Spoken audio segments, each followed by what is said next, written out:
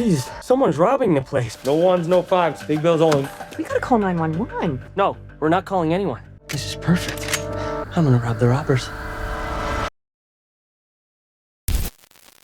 A major heist is happening here. Expert thieves Phil and Knox are inside the racetrack count room, already in the middle of the job. Knox keeps complaining that he has never worked with Parker and does not trust him. Phil tells him Parker is the best thief he knows, and he should relax. Parker walks in while Knox is still talking. He does not shout or argue. He tells Knox that if he is part of this crew, he has to follow orders and not cause problems. He also tells him not to shoot the manager just because the man is rude. Knox asks why it matters. Parker explains that if the manager dies, nobody will open the safe. He tells Knox to stay quiet and stick with him. Knox agrees, but he is not happy. Zen is already working on the vault door. Parker goes to the manager and convinces him to open it by saying the money is not even his. Then Parker tells the manager that he should punch Knox to look brave in front of the woman he wants to marry. The dumb man actually does it. What the fuck, man? His girlfriend panics and realizes he might have just made things worse. Parker ignores the drama and keeps the focus on the job. Outside, Joe, an employee who works there, is leaving with his wife and daughter. He sees two strange cars parked outside and gets suspicious. Instead of driving away, he goes back inside to check. He walks in on the robbery, and out of greed, he decides to steal from the thieves. When Parker and his crew are coming out with the money, Joe pulls a gun and starts shooting. Knox dies on the spot. Phil gets shot, but survives. Joe grabs a bag of cash and runs. Parker chases him onto the racetrack.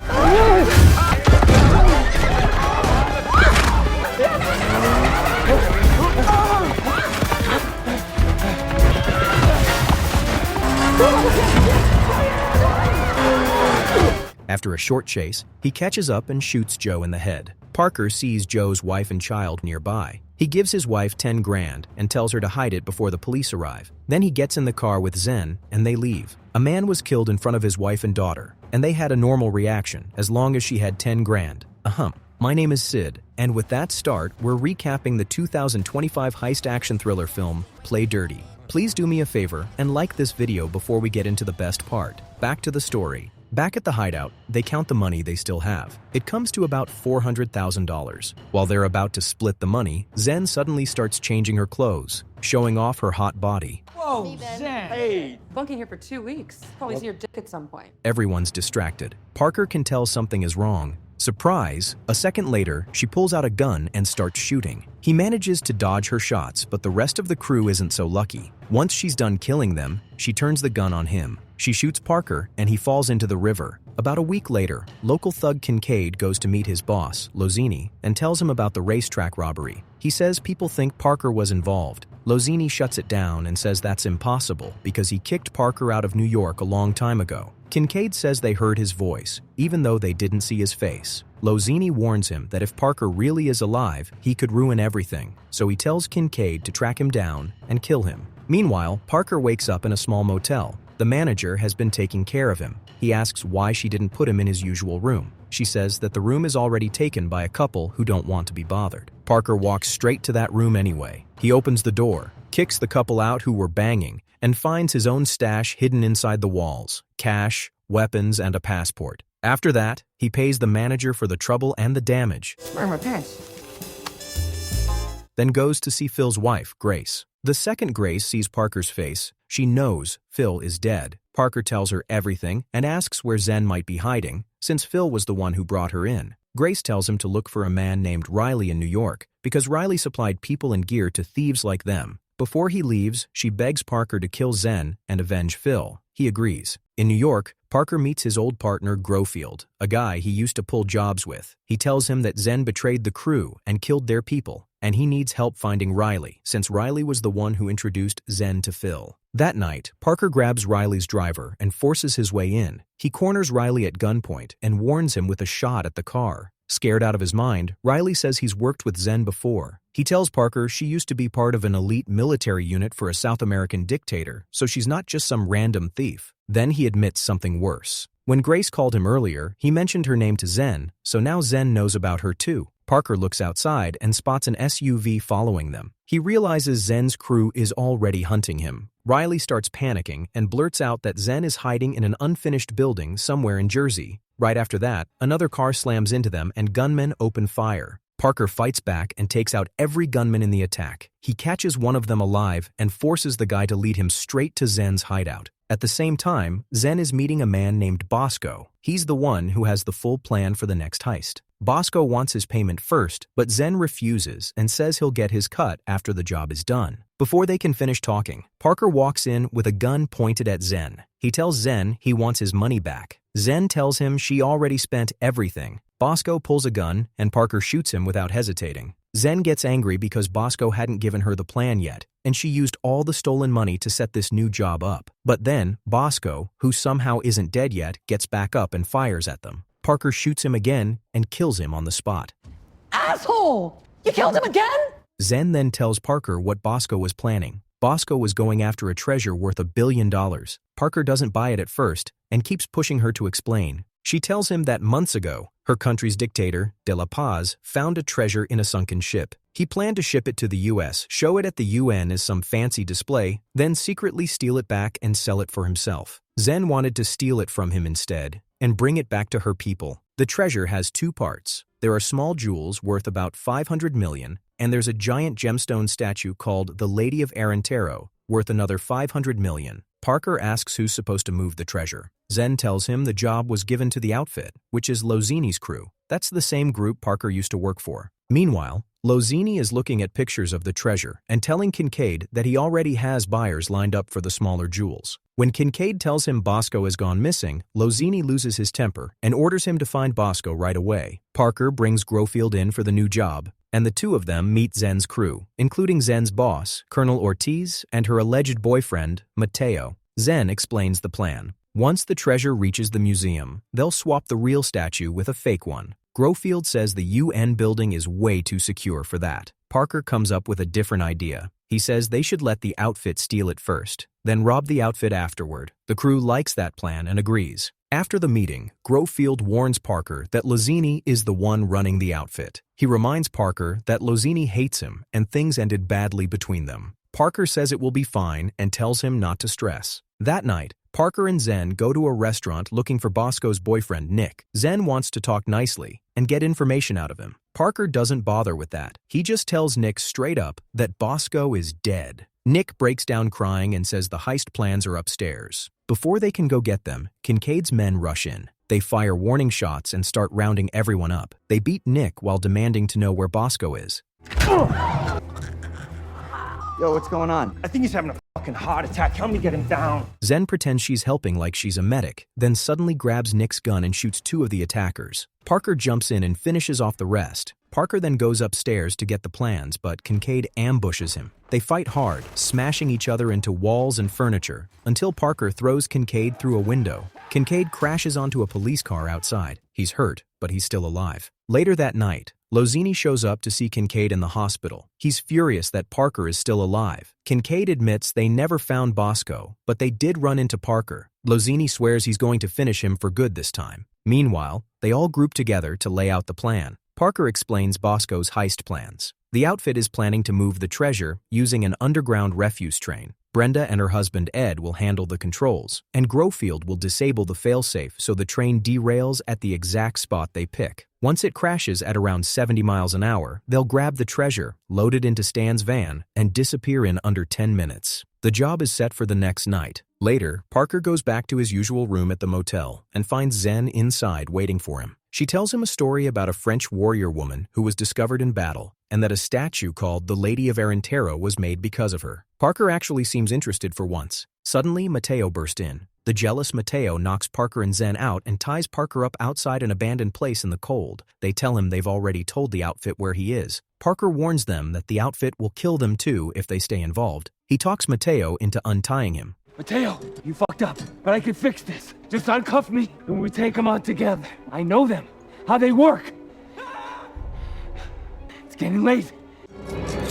Zen tracks them down, and a shootout breaks out. Parker uses Mateo as a shield, while Zen takes out the outfit's men. Lozini calls his men to check if Parker is dead, but Parker answers the phone himself. Furious, Lozini swears he'll get him. Parker mocks him, saying he's already killed Lozini's boss, so this won't be a problem. Lozini tells him the heist schedule has changed. It's happening tonight. Parker and Zen rush to warn their team. They have only 1 hour to act, and they're all unprepared. Posing as MTA workers, Brenda and Ed are at the train control center, but are denied entry until they say an inside man is sabotaging the train. Inside, the culprit threatens the workers with a gun, but Brenda and Ed take him down and take control. Who pushed the button? Thank you. Appreciate it. Thank you very much. Now, please put your hands in the air and everyone get your backs against the wall. We're taking over this trash train. They increase the train's speed. Grofield disables the failsafe, but it doesn't derail like they planned. Parker spots another turn ahead and warns them. Grofield rides to the next station and barely manages to destroy the failsafe in time.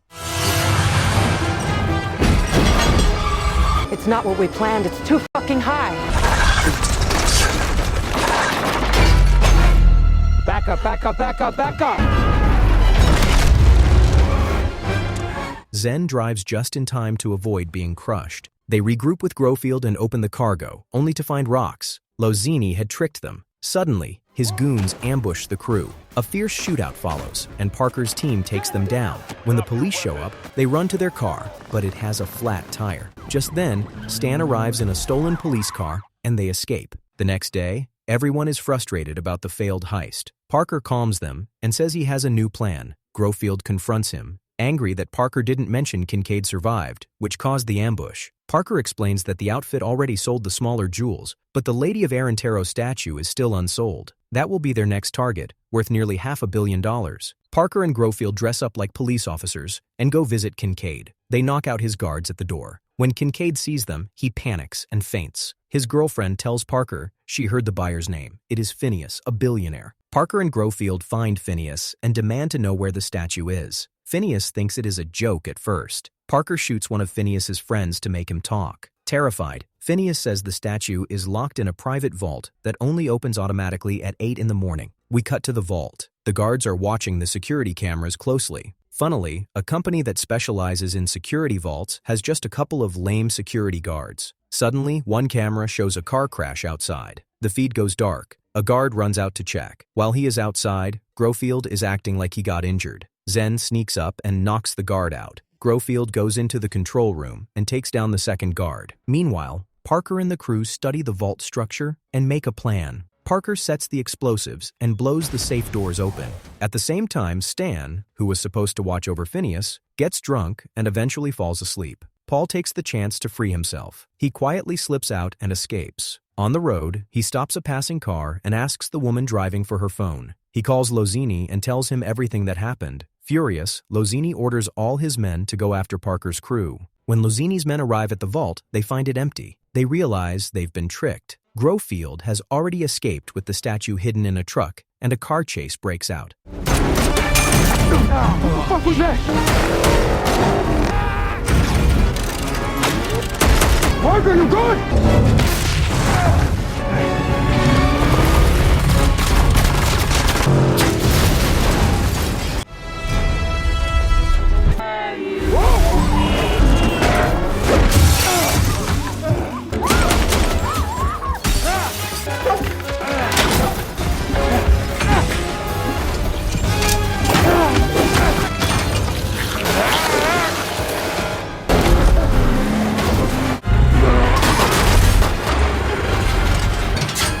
There she goes. The statue falls into the enemy's hands and is delivered to Phineas's mansion. But when a ruby falls out, he finds out that the statue is a fake. He gets angry and calls De La Paz. The dictator accuses Lozini of betrayal. Lozini denies it, but it's clear Parker has outsmarted him. Back at the vault, Parker's team opens the final door just as it hits 8 in the morning. Inside is the real statue. He had swapped the vault numbers and tricked Lozini, thinking he had stolen the real statue all along. They take it and get ready to leave, but Lozini's men show up and capture Stan. Lozini confronts Parker at gunpoint, shocked that Parker managed to steal the real statue. Parker stays calm and tells him he's been dismantling the outfit bit by bit, robbing every bank Lozini uses. The outfit is on the verge of bankruptcy, and this statue deal is their final hope. He reveals the statue is wired with explosives. Panicking, Lozini begs him to stop. Then De La Paz's men arrive, guns firing. Parker detonates the bomb, and the statue explodes, throwing everyone off the ground. Parker takes out the remaining gunman and faces Lozini.